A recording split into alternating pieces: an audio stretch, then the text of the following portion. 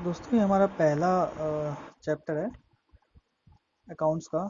Not for profit organisation. देखो, जैसे कि नाम से ही आपको पता चल रहा है कि नॉट फॉर प्रॉफिट ऑर्गेनाइजेशन किस लिए होती है। इसका पर्पस प्रॉफिट कमाना नहीं होता। इसके नाम से ही हमें पता चलता है कि नॉट फॉर प्रॉफिट, जो प्रॉफिट के लिए नहीं बनाई गई है। जैसे हम बाकी बिजनेस करते हैं उसमें हमारा एक एम होता है कि हमें प्रॉफिट अर्न करना है, लेकिन इस ऑर्गेनाइजेशन का जो पर्पस है वो प्रॉफिट अर्न करना नहीं होता। आइए थोड़ी सी थ्योरी पढ़ते हैं इसके बारे में, उसके बाद हम इसके क्वेश्चंस करेंगे, फिर हमारी अंडरस्टैंडिंग ज़्यादा बेटर बैठेगी। हाँ, देखिए, थोड़ी सी हमें थ्योरी पढ़नी पड़ेगी इसके लिए। तो थोड़ा सा पढ़ लेते हैं क्या लिखा हुआ है आपकी बुक के अंदर जो दिया हुआ है। नॉट फॉर प्रॉफिट ऑर्गेनाइजेशन जो है वो सेटअप की जाती है with the objective to further. देखिए, नॉर्मली क्या होता है कि जो सोशल वेलफेयर किया जाता है वो कल्चरल फील्ड में, एजुकेशनल फील्ड में, हेल्थ फील्ड में, रिलीजियस फील्ड में या पब्लिक सर्विस की फील्ड में हम लोग करते हैं, या पब्लिक सेक्टर या मेंबर्स की। Profit is incidental to carrying on its activity. देखिए, इसका पर्पस प्रॉफिट कमाना नहीं होता, ये मैंने आपको पहले ही बता दिया। लेकिन क्या है, ये कह रहा है कि profit is incidental to carrying on it. हो सकता है कि कुछ एक्टिविटीज करते करते हमें प्रॉफिट हो जाए। इसकी खास बात यह है इस ऑर्गेनाइजेशन की, इसका जितना भी प्रॉफिट होता है ये सारा का सारा प्रॉफिट जो है ये अपने ऑब्जेक्टिव को पूरा करने के लिए खर्च करते हैं, जिस पर्पस से ये ऑर्गेनाइजेशन बनाई गई है। मान लीजिए मैं कोई एनजीओ बनाता हूँ, एनपीओ बनाता हूँ, नॉट फॉर प्रॉफिट ऑर्गेनाइजेशन, और मेरा ऑब्जेक्टिव है जितने भी स्पोर्ट्स को जो है को बढ़ावा देना। ठीक है, नॉर्मली क्या होता है, बच्चे पढ़ाई में लगे रहते हैं लेकिन स्पोर्ट्स पे ध्यान नहीं देते। तो उनको बढ़ावा देने के लिए मैंने ऑर्गेनाइजेशन बनाई है। लेकिन अब सोचो, जब मैं ऐसी ऑर्गेनाइजेशन बनाऊंगा तो उसमें हो सकता है कि कुछ मुझे स्पोर्ट्स एक्टिविटीज़ करानी पड़ी, और उन स्पोर्ट्स एक्टिविटी कराते कराते मेरी कुछ अर्निंग हो गई। मान लो मैंने कोई एक टूर्नामेंट ऑर्गेनाइज कर दिया और उससे मेरी अर्निंग हो गई। तो जो भी मेरी अर्निंग हुई है मुझे उसी पर्पस के लिए उसका इस्तेमाल करना है, यानी स्पोर्ट्स की इन्हेंसमेंट के लिए, उसको बढ़ाने के लिए मुझे खर्च करने हैं पैसे, और मैं किसी और चीज़ के लिए पैसे खर्च नहीं कर सकता। तो इसकी यहाँ कुछ कैरेक्टरिस्टिक्स यहाँ पे दिए गए हैं। पहला है एंटिटी। देखिए, एक बात याद रखिएगा, एनपीओ बनती कैसे, कुछ मेंबर्स होते हैं वो इकट्ठा होते हैं, और उन सभी मेंबर्स का पर्पस ये होता है कि हमें समाज के लिए कुछ वेलफेयर करना है, कुछ समाज का भला करना है, और उनके पास फंड भी हैं। वो क्या करते हैं, मेंबर्स सभी इकट्ठा होते हैं, उस फंड को इकट्ठा करते हैं और एक एनपीओ बनाकर, नॉट फॉर प्रॉफिट ऑर्गेनाइजेशन बनाकर उस पैसे को खर्च करते हैं सिस्टमेटिक वे में, ताकि ये पैसा उन लोगों तक पहुंच पाए जिनका स्पोर्ट्स में इंटरेस्ट है। जैसे कि मैं जो है वो स्पोर्ट्स से रिलेटेड कोई एनपीओ बनाने वाला हूँ। तो जो मेंबर्स होते हैं वो सेपरेट होते हैं अपने एनपीओ से। मुझे एक बात बताओ, क्या व्हाट्सएप को हम किसी और नाम से जानते हैं? नहीं। फेसबुक को हम किसी और नाम से जानते नहीं। क्यों? क्योंकि फेसबुक की अपनी एक अलग आइडेंटिटी आइडेंटिटी है उसके ऑनर से, जो कि मार्क जुकरबर्ग है। ठीक है, तो हम ये नहीं कहते कि ये देखो मार्क जुकरबर्ग, थोड़ी कहते हैं हम फेसबुक को। फेसबुक की अपनी अलग आइडेंटिटी है। तो जो कोई भी ऑर्गेनाइजेशन होती है, जैसे कि यहाँ पर भी है एनपीओ, जो भी हम बनाएंगे उसकी एक अलग आइडेंटिटी होगी अपने ऑनर से अलग। ठीक है, इसका जो पर्पस है यहाँ पे लिखा हुआ है, पर्पस हम नॉर्मली इसी फील्ड में होता है कि हम कल्चर को बढ़ावा देना चाहते हैं, एजुकेशन को बढ़ावा देना चाहते हैं, रिलीजियस एक्टिविटीज़ को बढ़ावा देना चाहते हैं, प्रोफेशनल ऑब्जेक्टिव को बढ़ावा देना चाहते हैं, जो भी है। ठीक है, ऑनरशिप। अच्छा, ये किसकी होती है ऑर्गेनाइजेशन? मान लो मैं और मेरे चार दोस्तों ने मिलकर एक एनपीओ और बनाई है। ठीक है, तो ये किसकी एनजीओ होगी? उसकी होगी, मेरी होगी? देखिए, ये एनजीओ किसी की भी नहीं होगी। ये एनजीओ जो है एक एनपीओ, मैं बार बार एनजीओ इसलिए बोला क्योंकि नॉन गवर्नमेंट ऑर्गेनाइजेशन भी बोला जाता था इसको। तो ये जो एनपीओ है इसकी ये हमारी नहीं हो जाएगी। हम इसके मेंबर हैं, हम पैसे कंट्रीब्यूट करते हैं, इसका मतलब ये एनपीओ हमारी नहीं हो जाएगी। एनपीओ एक अलग है, हम उस अलग एनपीओ को कुछ पैसे देते हैं, और वो एनपीओ सिस्टमेटिक वे में उसको खर्च करते हैं उस पर्पज़ के लिए जिस पर्पज़ के लिए हमने उसे क्रिएट किया है। ठीक है, तो ऑनरशिप हमेशा याद रखना, इसकी अपनी एक सेपरेट लीगल एंटिटी होती है अपने ऑनर से अलग। कोई पर्सन उसका मेंबर है तो उसका मतलब ये नहीं कि वो उसका मालिक बन जाए, नहीं। वो एक मेंबर है बस। जिस दिन वो चला जाएगा वो मेंबर भी नहीं रहेगा। ठीक है, नेक्स्ट है profit is not the objective. हमने जैसे इस कुछ करना ही नहीं, सिर्फ नाम पढ़ना है। नाम में क्या लिखा हुआ है? Not for profit. मतलब हमें प्रॉफिट अर्न करना हमारा पर्पस नहीं है, ठीक है। चलो आगे चलते हैं। फिर लिखा हुआ है मैनेजमेंट। भाई मैनेज कौन करेगा, कौन संभालेगा? क्या होता है कि जो मेंबर्स होते हैं वो एक मैनेजिंग कमेटी बनाते हैं, या तो वो संभालती है या जो ट्रस्टीज होते हैं वो संभालते हैं, ठीक है। और उनको भी हम मेंबर्स ही अपॉइंट करते हैं। नेक्स्ट है फंड। पैसा कहाँ से आता है? ध्यान से सुनना इसको, क्योंकि यही हमारे क्वेश्चन का पार्ट बनने वाला है। एक तो एंट्रेंस फीस होती है कि भैया हमारे मेंबर बनना चाहते हो तो कुछ एंट्रेंस फीस लाओ। और एक मेंबरशिप फीस एंट्रेंस फीस लगभग सेम ही होती है, ठीक है, ज़्यादा कुछ फ़र्क नहीं होता उसमें। वो जब भी हम किसी भी एक एनपीओ का एक अच्छा काम करने हमारे पास मान लो फंड भी है और हम उस हेल्प करना चाहते हैं सोसाइटी की, तो हम मेंबर बन जाते हैं। लेकिन मेंबर बनने के बाद फिर हमें कुछ पैसे कंट्रीब्यूट भी करने पड़ेंगे, क्योंकि वरना फिर वेलफेयर कैसे हो पाएगा? बिना पैसों के तो हम वेलफेयर कर नहीं सकते ना। तो मेंबरशिप फीस और एंट्रेंस फीस हमें देनी होती है। और फिर आता है सब्सक्रिप्शन। सब्सक्रिप्शन का मतलब होता है एक स्पेसिफिक अमाउंट तय किया जाता है जो हमें हर साल उस अपनी एनपीओ को देना होता है, ठीक है। तो वो हमें पैसा कंट्रीब्यूट करना, वो हमारी जिम्मेदारी है। अगर हम मेंबर बने तो हमारी जिम्मेदारी है वो सब्सक्रिप्शन देना, ठीक है। और अगर नहीं देते तो ये हमारी भी लाइबिलिटी है कि हमने नहीं दिया। एक तो हम मेंबर ही बन गए, ऊपर से दे नहीं रहे। तो सब्सक्रिप्शन तो हमें हर साल मिलता है, ठीक है। मेंबरशिप फीस जब कोई नया मेंबर आता है उस समय मिलता है। एक होता है डोनेशन। देखो डोनेशन कोई भी दे सकता है, जरूरी नहीं मेंबर ही दे। मेंबर तो अपने मेंबर सब्सक्रिप्शन देता है, ठीक है। अगर आप एज ए मेंबर बन के डोनेट करते हैं तो उसको हम सब्सक्रिप्शन बोल देते हैं। लेकिन डोनेशन कोई भी पर्सन, आप भी किसी भी एनजीओ को कोई भी कुछ भी अमाउंट डोनेट कर सकते हैं जो भी आप चाहते हैं, ठीक है। तो डोनेशन के लिए मेंबर होना जरूरी नहीं है। तो यहाँ ये एक कुछ फंड दिए हुए हैं यहाँ पर। अभी हम आगे क्वेश्चन करेंगे तो ज़्यादा पढ़ेंगे। नेक्स्ट है फाइनेंशियल स्टेटमेंट। देखिए फाइनेंशियल स्टेटमेंट अभी तक अभी हम पढ़ते हैं, हमने प्रॉफिट एंड लॉस अकाउंट पढ़ा है ना 11th क्लास में। तो 11th क्लास में प्रॉफिट एंड लॉस अकाउंट के अंदर हम प्रॉफिट एंड लॉस अकाउंट बनाते थे, बैलेंस शीट बनाते थे, ठीक है। फिर नोट्स बनाते थे बैलेंस शीट के, कैश फ्लो बनाते थे। तो ये सभी हमारा फाइनेंशियल स्टेटमेंट का पार्ट होता है। लेकिन यहाँ पर जब हम बात करते हैं एनजीओ के एनपीओ के अंदर, तो हमें 3 अकाउंट मेन बनाने होते हैं। एक होता है रिसिप्ट एंड पेमेंट अकाउंट, कि कितना, अभी हम बात करेंगे इन सभी के बारे में। Receipt and payment account, income and expenditure account और बैलेंस शीट। देखिए रिसिप्ट एंड पेमेंट अकाउंट कुछ नहीं है, जैसे आप कैश अकाउंट बनाते हैं ना, कैश लेजर, कि इतना पैसा पहले से था, इतना पैसा ड्यूरिंग द ईयर आया और इतना चले गया, अब इतना बचा हुआ। तो सेम एज इट इज वैसा का वैसा ही होता है रिसिप्ट एंड पेमेंट अकाउंट। ये एक तरह कैश अकाउंट है। अगर मान लो एक नंबर में क्वेश्चन है, ये बताओ कि रिसिप्ट एंड पेमेंट अकाउंट किसके इक्विवेलेंट होता है, तो आप बोलोगे ये कैश अकाउंट के इक्विवेलेंट होता है, कैश लेजर के इक्विवेलेंट होता है। सेम एज इट इज जो इनकम एंड एक्सपेंडिचर अकाउंट है, ये प्रॉफिट एंड लॉस अकाउंट होता है किसी भी एनपीओ का। तो ठीक है ना। तो यहाँ पर इनकम एंड एक्सपेंडिचर अकाउंट, ये भी एक नंबर पे क्वेश्चन आ सकता है। और बैलेंस शीट तो भाई बैलेंस शीट ही होती है। थोड़ा सा हम डिफरेंस देख लेते हैं क्या क्या है नॉट फॉर प्रॉफिट ऑर्गेनाइजेशन और प्रॉफिट अर्निंग में। देखिए प्रॉफिट अर्निंग में क्या होता है, इनका मेन पर्पस प्रॉफिट अर्न करना होता है, जबकि इनका पर्पस क्या होता है, प्रॉफिट अर्न करना होता है नहीं ना। इनका वो होता है कि हम सोशल वेलफेयर करें, जैसे कल्चरल फील्ड में, एजुकेशनल फील्ड में, रिलीजियस फील्ड में, ठीक। अब फंड कहाँ से आते हैं? फंड की हम बात ऊपर कर चुके हैं कि भैया देखो मेंबरशिप फीस आती है जब मेंबर कोई मेंबर बनता है उस एनपीओ का। सब्सक्रिप्शन मिलता है, एक अमाउंट होता है सब्सक्रिप्शन जो एक मेंबर को हर साल देना होता है, ठीक है। डोनेशन कोई भी दे सकता है। सरप्लस फ्रॉम, मान लो कुछ एक्टिविटीज़ कराई, उससे कुछ एक्स्ट्रा पैसा मिल गया आपको, तो वो भी हमारा फंड का पार्ट बन जाता है। नॉर्मली जब एक मेंबर पैसा लेके आता है बिजनेस के अंदर, सॉरी एनपीओ के अंदर, तो उसे हम इन 3 नामों से जान सकते हैं: जनरल फंड, कैपिटल फंड या कॉर्पस फंड, ठीक है। लेकिन अब सोचो जो आप बिजनेस करते थे, जो प्रॉफिट ऑर्गेनाइजेशन है, वो क्या कहते थे? उसको कैपिटल बोलते थे ना। या अगर कंपनी है तो क्या बोलते थी? शेयर कैपिटल, है ना। तो यहाँ पर उसका नाम अलग हो जाता है।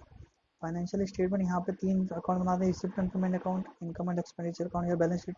यहाँ पर क्या बनाते थे हम? Trading and profit and loss account और बैलेंस शीट, ठीक। उसके बाद यहाँ पे सरप्लस, जब भी देखो यहाँ पर एनपीओ के अंदर जब भी सरप्लस जो प्रॉफिट होगा उसको हम सरप्लस बोलेंगे, और अगर नुकसान होगा तो उसको हम डेफिसिट, ठीक है। इनके नाम अलग होते हैं यहाँ पर, ठीक। क्योंकि एक्चुअल में जो प्रॉफिट भी होता है वो भी तो हम आगे उसी पर्पज़ के लिए खर्च करने वाले हैं, किसी को बांटने थोड़ी वाले हम। लेकिन यहाँ पर क्या होता है कि यहाँ पर हमें बांटना होता है उस पैसे को जो भी प्रॉफिट, इसलिए हम उसको नेट प्रॉफिट या नेट लॉस बोलते हैं, ठीक। चलो अब हम जो रिसिप्ट एंड पेमेंट अकाउंट है थोड़ा सा उसके बारे में जान लेते हैं, क्योंकि अभी हम इससे रिलेटेड क्वेश्चन करने वाले हैं। देखिए मैंने अभी आपको क्या बताया था, बिल्कुल कैश अकाउंट है, इसमें कुछ फ़र्क ही नहीं। देखो क्या लिखा हुआ है, ओपनिंग बैलेंस, कैश कितना पड़ा हुआ है, बैंक में कितना पड़ा हुआ है, ठीक है। और फिर उसके बाद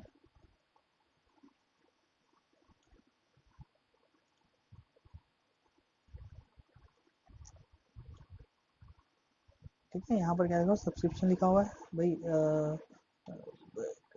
कैश इतना पड़ा हुआ था हमारे पास शुरुआत में, ओपनिंग बैलेंस नहीं कि इतना कैश हमारा स्टार्टिंग में था जब ये फाइनेंशियल ईयर की स्टार्टिंग हुई थी। उसके बाद यहाँ पर हमें वो सारे अमाउंट लिखने हैं डेबिट साइड में, जैसा कि कैश अकाउंट में आप लिखते हो, क्या लिखते थे कैश अकाउंट में कितना पैसा कहाँ कहाँ से आया, तो यहाँ पे वो पैसे लिखते हैं जो भी अकाउंट में हमारे पैसे आया, ठीक है। और यहाँ पे वो सारी चीज़ें लिखेंगे जो हमारा खर्चे हैं या जिसकी वजह से हमारे पैसे गए। तो यहाँ पे देखो ओपनिंग बैलेंस पड़ा हुआ था, फिर सब्सक्रिप्शन, सब्सक्रिप्शन कौन देता है, मेंबर्स देते हैं, ठीक है। तो सब्सक्रिप्शन, अब देखो यहाँ पे तीन चीज़ें लिखी हैं, प्रीवियस ईयर, करंट ईयर और नेक्स्ट ईयर। देखो जो सब्सक्रिप्शन मुझे मिल रहा है, ठीक है, मान लो इस साल का सब्सक्रिप्शन था 100 रुपये, लेकिन मुझे 125 रुपये मिले, तो 25 रुपये एक्स्ट्रा क्यों है। हो सकता है पिछले साल मेंबर ने वो पैसे ना दिए हों मुझे जो इस साल दे रहा है, ठीक है। तो मैं 25 रुपये तो प्रीवियस ईयर में लिखूंगा और 100 रुपये करंट ईयर में लिखूंगा। क्या होता है कभी अगर पुराना पैसा आता है हमारे पास, तो हम इस तरीके से लिखते हैं, या फिर मान लो अगर इस साल किसी ने एडवांस दे दिया अगले साल का, तो वो इसके अंदर आ जाएगा नेक्स्ट ईयर में, ठीक है। तो यहाँ पर हमें बाइफर्केशन करना होता है कि जो सब्सक्रिप्शन आया है उसमें से पिछले साल का कितना बचा हुआ था जिसमें से आया, और आगे लोगों ने एडवांस कितना दिया, जो नेक्स्ट ईयर वाला होता है वो हमेशा एडवांस होता है, ठीक है। नेक्स्ट है जनरल डोनेशन, सॉरी, नेक्स्ट हमारा जनरल डोनेशन। देखो इसके आगे जनरल क्यों लगा, डोनेशन तो डोनेशन होता है, ठीक है। लेकिन जब हम डोनेशन देते हैं और हम ऑर्गेनाइजेशन को ये बोलते हैं कि मेरा ये डोनेशन सिर्फ इसी चीज़ के लिए खर्च करना, किसी और चीज़ के लिए खर्च मत करना, तो उसे वो होता है स्पेसिफिक डोनेशन। जो जनरल डोनेशन होता है आप बिना कुछ कहे बस डोनेट कर देते हो, ये एनपीओ की मर्जी होती है वो उसको किसी भी चीज़ में खर्च करे, ठीक है। ये जनरल डोनेशन होती है, ठीक। इसे हम एक्चुअल में थोड़ा इनकम मानते हैं होती है, ठीक है, ये हमारी इनकम होती है, सब्सक्रिप्शन भी हमारी इनकम होती है क्योंकि हर साल ही मिलते हैं हमें पैसे। नेक्स्ट है ग्रांट फॉर स्पेसिफिक पर्पज, देखो यहाँ पर भी सेम लिखा हुआ है स्पेसिफिक पर्पज।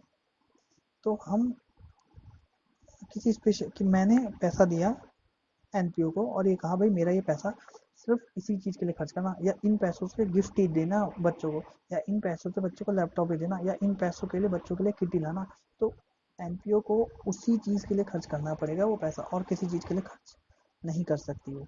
तो ऐसी कंडीशन में जो है इसे हम बोलते हैं grant for specific purpose, sorry, अगर कोई भी डोनेशन मिलती है स्पेसिफिक पर्पस के लिए। अब लिखा है यहाँ पे ग्रांट फॉर स्पेसिफिक पर्पस, मान लो गवर्नमेंट ने आपको ग्रांट दी कुछ, अब मान लो मैंने अभी बताया ना मैं स्पोर्ट्स, मान लो स्पोर्ट्स सेक्टर में कुछ फील्ड में जो है प्रमोट करना चाहता हूँ बच्चों को, ठीक है ना, तो इंकरेज करना चाहता हूँ, तो उसके लिए मैंने एनपीओ बनाई हुई है। तो मैंने गवर्नमेंट से बोला देखो मुझे ज़मीन नहीं है मेरे पास, मेरे को ज़मीन दे दो, मैं बहुत अच्छा काम कर रहा हूँ स्पोर्ट्स के फील्ड में। गवर्नमेंट ने मुझे ज़मीन दे दी, लेकिन बोला भाई देखो इसके अलावा और किसी पर्पज़ के लिए यूज़ किया ना, या तूने यहाँ पे बिल्डिंग बना ली तो हम वापस ले लेंगे। तो उसे बोलते हैं ग्रांट फॉर स्पेसिफिक पर्पज़, जब एक स्पेसिफिक पर्पज़ के लिए मुझे वो ग्रांट दी गई है, मैं इसके अलावा कहीं और खर्च नहीं कर सकता। एक और बात बता देता हूँ मैं यहाँ पर, बहुत इंपॉर्टेंट, जितनी भी स्पेसिफिक पर्पज़ वाली ग्रांट होती है ना, अभी हम आगे भी बढ़ेंगे, ये सारी बैलेंस शीट के अंदर जाती है, ठीक है। ये सारी की सारी कहाँ जाती है, बैलेंस शीट के अंदर, ठीक। और जिसमें कुछ नहीं लिखा वो हमारी कहाँ जाती है, इनकम, इनकम साइड में जाती है, ठीक। चलो, फिर है हमारा एंट्रेंस फीस या एडमिशन फीस। देखो ये एडमिशन के टाइम पे जैसे सब्सक्रिप्शन आता है, अगर मान लो इस साल कोई नया मेंबर बना है तो वो एंट्रेंस फीस लेके आएगा, ठीक है। फिर नेक्स्ट है जनरल ग्रांट, जनरल ग्रांट भाई कोई भी गवर्नमेंट ने ग्रांट दी है, कुछ पैसे दिए हैं, लेकिन बताया नहीं कि किस चीज़ के लिए यूज़ करना है, या ज़मीन दी है ये नहीं बोला किस चीज़ के लिए यूज़ करो, तो हमारी मर्जी हम किसी भी चीज़ के लिए यूज़ कर सकते हैं। लेकिन अगर ये वाली ग्रांट है, ग्रांट फॉर स्पेसिफिक पर्पज़, तो भैया उसी चीज़ के लिए यूज़ करना पड़ेगा, या उसी सेक्टर में खर्च करना है जहाँ उन्होंने हमें एडवाइस कर रखी है, ठीक है, हम अपनी मर्जी से कुछ नहीं कर सकते। नेक्स्ट है सेल ऑफ न्यूज़पेपर, आपने न्यूज़पेपर बेचा, तो न्यूज़पेपर बेचने से पैसे आते हैं ना, देखो जितनी भी चीज़ें मैं बता रहा हूँ ना इनकी वजह से पैसे आते हैं, ठीक है ना, तो इसीलिए डेबिट साइड में मैंने लिखे हुए हैं। जनरल ग्रांट हो गई, सेल ऑफ न्यूज़पेपर, मैंने न्यूज़पेपर बेच दिया भाई, पुरानी रद्दी तो होती है, तो हम उसे अपनी इनकम मानते हैं। फिर sale of old used sports material, पुराना कोई मटेरियल पड़ा था, कोई फुटबॉल पड़ी हुई है ख़राब सी है, या और भी बहुत सारी किट रखी हुई है लेकिन कोई नहीं लेना तो मैंने कबाड़ में दे दिया उसको, तो वो भी, उससे भी जो इनकम आए हमारी, वो भी हमारी इनकम होती है। नेक्स्ट है इंटरेस्ट और इन्वेस्टमेंट। मान लो आपने कहीं पर पैसा इन्वेस्ट किया हुआ है, फिक्स डिपॉजिट किया हुआ है, म्यूचुअल फंड में डाल रखा है, तो वहाँ से आपको इंटरेस्ट मिलता है। तो वो इंटरेस्ट जो मिलता है वो आपकी इनकम होती है, ठीक है। अच्छा, यहाँ पर ऐसा भी हो सकता है कि मान लो तुमने 100 रुपये कहीं पे इन्वेस्ट किए और उसका 10% कितना होता है, 10 रुपये। तो 10 रुपये आपको मिलने चाहिए थे, लेकिन मिले कितने, सिर्फ 8 रुपये। तो वो 8 रुपये यहाँ पे लिखे होंगे, जितने मिले होंगे हमें वो लिखा होगा यहाँ पर, क्योंकि ये रिसिप्ट एंड पेमेंट अकाउंट है ना। यहाँ पे तो वही चीज़ें आएंगी जो हमें मिला है हमारे अकाउंट में, ठीक है। चलो आगे चलते हैं। नेक्स्ट है इंटरेस्ट ऑन इन्वेस्टमेंट, हो गया। फिर है इनकम फ्रॉम कॉन्सर्ट। मान लो हमने कोई इवेंट ऑर्गेनाइज कर लिया है, ठीक है, तो उससे फिर हमारी इनकम भी हो सकती है। मान लो हम टिकट रखते हैं, भाई हमें टिकट रखना है, तो वहाँ से भी इनकम हो सकती है हमारी, ठीक है। फिर है डिविडेंड। देखो, अगर कंपनी ने किसी दूसरी कंपनी, सॉरी, अगर एनपीओ ने किसी की शेयर खरीद रखे हैं, तो जब शेयर खरीदते हैं तो हमें क्या मिलता है, डिविडेंड मिलता है हमें। अगर हम किसी कंपनी के डिबेंचर खरीदेंगे तो हमें क्या मिलेगा, इंटरेस्ट मिलेगा। तो हो सकता है एनपीओ ने अपने पैसे बच गए हों और उस पैसे को कहीं इन्वेस्ट कर दिया हो, ठीक है, वहाँ से डिविडेंड मिल सकता है। रेंट रिसीव, मान लो हमारे पास कोई हॉल पड़ा हुआ था, काम यूज में नहीं आ रहा था, हमने किसी को रेंट पे दे दिया, तो वहाँ से रेंटल इनकम भी हो सकती है एनपीओ को, ठीक है। इंटरेस्ट भी मिल सकता है। इंटरेस्ट मैंने अभी बताया ना, अगर शेयर इन्वेस्ट किए तो डिविडेंड, डिवेंचर में इन्वेस्ट किया तो इंटरेस्ट मिलेगा। और भी कोई मिसलेनियस रिसिप्ट मिल सकती है। अब देखो, ये जो रिसिप्ट मैं बताने वाला हूँ ना, ये सारी बैलेंस शीट का पार्ट है। अभी तक जो मैं बात कर रहा था ये सारे कहाँ का पार्ट था, इनकम एंड एक्सपेंडिचर का पार्ट था। अभी हम बात करेंगे, सब चीज़ें समझ में आ जाएंगी, बस खाली अभी ये समझो कि ये होती क्या चीज़ है, ठीक है। लाइफ मेंबरशिप फीस क्या होती है। कोई एक पर्सन जब भी किसी एनपीओ का मेंबर बनता है तो उसे एक अमाउंट पे करना पड़ता है, लाइफ मेंबरशिप फीस। पूरे मतलब जब तक वो मेंबर रहेगा एक ही बार पे करना है, बस बार बार नहीं करना, एक बार पे करना है। तो वो लाइफ मेंबरशिप फीस होती है, ये सीधा हमारा बैलेंस शीट के अंदर जाती है। सब्सक्रिप्शन फॉर स्पेसिफिक, सेम वही चीज़ है। अगर स्पेसिफिक पर्पस के लिए दी हुई है तो ये कहाँ जाएगी, बैलेंस शीट के अंदर जाएगी ये आइटम, ठीक है। और इसको एनपीओ अपनी मर्जी से खर्च नहीं कर सकती, जिस चीज़ के लिए बोला गया है केवल उसी के लिए ही खर्च करेगी। चलो आगे चलते हैं। डोनेशन फॉर स्पेसिफिक, ये जो स्पेसिफिक पर्पज वाली चीज़ें ना, सब सेम ही है, ये सारे बैलेंस शीट का पार्ट होता है, ठीक है। नेक्स्ट है लेगेसीज। लेगेसीज क्या होता है मैं बता देता हूँ। मान लीजिए कोई व्यक्ति बहुत बूढ़ा हो चुका है और वो ये चाहता है कि मैं अपनी प्रॉपर्टी मरने के बाद किसी एनपीओ को दे दूँ, तो वो एक वसीयत लिखता है और अपनी सारी प्रॉपर्टी एनपीओ को दे देता है, तो उसे हम लेगेसीज बोलते हैं। ऐसी कोई इनकम या कोई कैपिटल मिलता है अगर एनपीओ को, ठीक है। नेक्स्ट इंडोमेंट फंड, आप कह सकते हैं कोई गिफ्ट है या कुछ पैसा हमें दे दिया है कि भैया इसको आगे इन्वेस्ट कर दो, और इसकी जो इनकम है वो किसी स्पेसिफिक पर्पज के लिए ही आप यूज़ करोगे और किसी के लिए यूज़ नहीं करोगे। तो इस तरीके से जो अमाउंट हमें मिलता है वो इंडोमेंट फंड होता है, ठीक है। नेक्स्ट है सेल ऑफ फिक्स असेट्स। भाई हमने फिक्स एसेट किया, हमारे पास बेच दी, पैसा आ गया, ठीक है, लेकिन ये हमारी इनकम नहीं है, ये याद रखना, ठीक है। भाई मैंने आपको अपना पेन दिया और आपसे बोला भाई 10 रुपए दे, तो कुछ इनकम हुई आपको, नहीं ना। आप समझो, मेरी तो सेल हुई ना एक तरह से, मेरे को तो पैसे मिले लेकिन मेरी इनकम नहीं हुई, क्योंकि कुछ सामान गया भी तो है ना। नेक्स्ट है सेल ऑफ फिक्स असेट्स, मैंने बता दिया, हो गया, बस बाकी सब चीज़ें ऐसी है। ये वही स्ट्रिप्ट ऑफ अकाउंट और स्पेसिफिक फंड बात कर रहे हैं। कुछ स्पेसिफिक फंड हमें मिलता है, जैसे मैच फंड मिला। मान लो कोई कोई एक पर्सन है, हमें हर साल फंड देता है और बोलता है कि भैया ऐसा है कि आप ये जो पैसा है ना, इससे सिर्फ मैच कराओगे और कुछ नहीं कराओगे, तो वो मैच के लिए हमें फंड दे रहा है, तो हम उससे सिर्फ मैच ही खिलवाएंगे बच्चों को। या प्राइज फंड मिला है तो उसका यूज सिर्फ प्राइज देने के लिए ही होगा, ठीक है। चलो,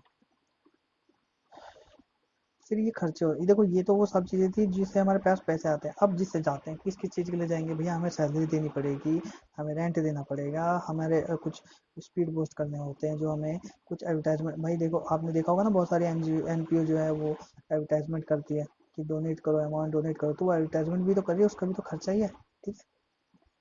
चलो आगे चलते हैं। फिर है हमारा यहाँ पे एडवर्टाइजमेंट एक्सपेंस हो गया, न्यूज़पेपर मैगजीन हो गया, रिपेयर के लिए कुछ कुछ रिपेयर कराया मान लो हमने, ऑडिट फीस। हमने हर एनपीओ को अपना अकाउंट एक सीए से साइन कराने होते हैं, और उस सीए सभी चीज़ें देखने के बाद साइन करता है, तो ऑडिट होता है एक तरह से, ठीक है। पूरी चीज़ें देखी जाती हैं आपकी, उसके लिए कुछ फीस लगती है, तो उसे ऑडिट फीस बोलते हैं। मेंटेनेंस फीस होती है हमारी, भाई कुछ मेंटेनेंस कराया, इंश्योरेंस करवाया हो सकता है हमने, है ना। सेक्रेटरी ऑनरेरियम क्या होता है कि जैसे मान लो किसी के ऑनर, किसी को ऑनर देते हैं, वो सम्मान देते हैं अगर हम किसी को, तो उसके लिए एक पैसा खर्च होता है। जैसे हमने किसी गेस्ट को बुलाया और उसको कुछ अमाउंट पे किया, ठीक है, वो सब चीज़ें हैं ऑनरेरियम के अंदर। म्यूनसिपल टैक्स अगर हमने पे किया तो भी खर्चा है। देखो प्राइस डिस्ट्रीब्यूटेड, देखो प्राइस फंड था हमारे पास, उसके अगेंस्ट प्राइस डिस्ट्रीब्यूट कर दिया हमने, तो यही फंड तो यूज हुआ होगा। तो सबसे पहले हम क्या करेंगे, इस फंड में से माइनस करेंगे वो पैसा, ठीक है, अभी हम बात करेंगे इसके बारे में। तो ये भी खर्चा ही है।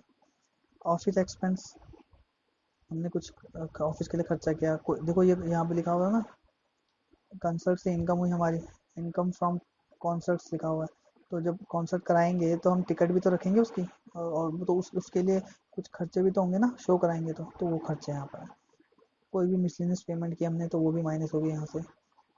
हमने इन्वेस्ट किया, हमने परचेज ऑफ फिक्स एसेट्स किया, हमने स्पोर्ट्स इक्विपमेंट खरीदे, हमने बुक्स खरीदी, हमने लोन पे किया अपना जो हमने लिया था, बिल्डिंग खरीदी, है ना। तो ये सब चीज़ें, तो ये हमारा एक रिसिप्टेंट पेमेंट अकाउंट है जिसका मैंने ओवरऑल आपको व्यू दे दिया। अब देखो यहाँ पर ओपनिंग बैलेंस था, इतने पैसे आए, इतने पैसे यहाँ से गए, ठीक है। इन सब के चक्कर में ये सारे पैसे गए। अब जब ये पैसे गए तो लास्ट में बचेगा क्या बताओ। बचेगा फिर जो भी बैलेंस बचेगा वो यहाँ पे आ जाएगा, बैलेंस यहाँ पे आ जाएगा कि इतना बैलेंस हमारा बचा है क्लोजिंग में। ओके, चलो ये तो हमारा हो गया इंट्रोडक्शन, थोड़ा सा मैं आपको एक ओवरव्यू दे रहा था कि क्या होती है एनपीओ, ठीक है। थोड़ा सा एक चीज़ और बताया था, इसका एक रजिस्ट्रेशन होता है, सेक्शन 12A में होता है इसका रजिस्ट्रेशन, वो कराना होता है। अगर आप रजिस्टर नहीं कराते तो गवर्नमेंट की नज़रों में तो आपकी ऑर्गेनाइजेशन है ही नहीं, तो रजिस्ट्रेशन कराना बहुत ज़रूरी है, ठीक है। चलो अब क्वेश्चन करते हैं। मैं आपको इस चैप्टर के एक एक इलस्ट्रेशन, 36 इलस्ट्रेशन है, वो सारे लाइन वाइज कराऊंगा।